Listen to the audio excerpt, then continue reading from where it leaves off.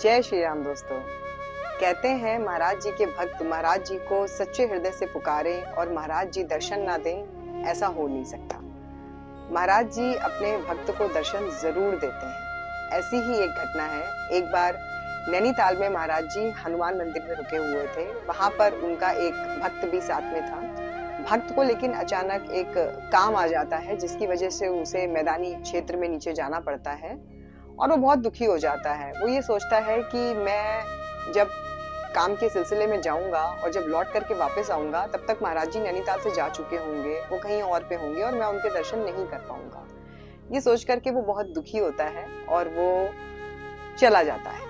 फिर वो ट्रेन में बैठता है। जाकर के ट्रेन एक छोटे से स्टेशन पर रुकती है। वहां पे इंजन में जो है पानी भरना होता है, जिस वजह से ट्रेन रुकती है। तभी वहां पे एक आदमी आता है और वो भक्त से कहता है कि अरे उधर देखो, नीम करोली बाबा जी बैठे हुए हैं। तो भक्त अचंभित हो जाता है, सोचता है कि महाराज तो नैनीताल में थे और वो यहाँ कैसे आ गए। मगर वो सोचता है चलो ठीक है, मैं दर्शन करता हूँ जाकर के, क्या ये सच है। वो जाता है, देखता है वहां सच में महाराज जी होते हैं।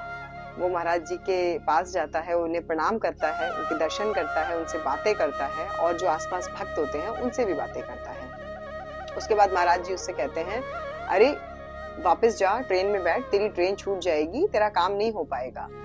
वो महाराज जी की आज्ञा का पालन करता है और वो ट्रेन में बैठ जाता है। जाकर के फिर अपना काम समाप्त करके वो वापस जब नैनीताल आता है तो नैनीताल में जो मंदिर में भक्त होते हैं उनसे वो ये घटना बताता है कि महाराज जी ने मुझे स्टेशन पे दर्शन दिए आकर के। तो वहां के जो लोग हैं होते हैं मंदिर के, वो अचंभित हो जाते हैं। वो सोचते हैं कि महाराज जी तो कहीं गए ही नहीं, महाराज जी तो हमेशा से नैनीताल में ही थे। वो उस भक्त से कहते हैं कि महाराज जी तो कहीं गए ही नहीं, महाराज जी तो हमेशा से नैनीताल में ही थे। भक्त बड़ा अचंभित होता है, सोचता है ये क्या लीला थी महाराज की। उसे इस बात का बहुत जल्द एहसास हो जाता है कि महाराज ने मेरे हृदय की पुकार सुनी, मेरे हृदय को सुना और उन्होंने मुझे दर्शन दिया। मुझे दर्शन देने के लिए वो वहां पे स्टेशन पहुंचे। तो महाराज जी अपने भक्तों का इसी तरीके से ख्याल रखते थे, उन्हें दर्शन देते थे। जय श्री राम, जय हनुमान जी, जय महाराज जी, जय श्री सिद्धि माँ।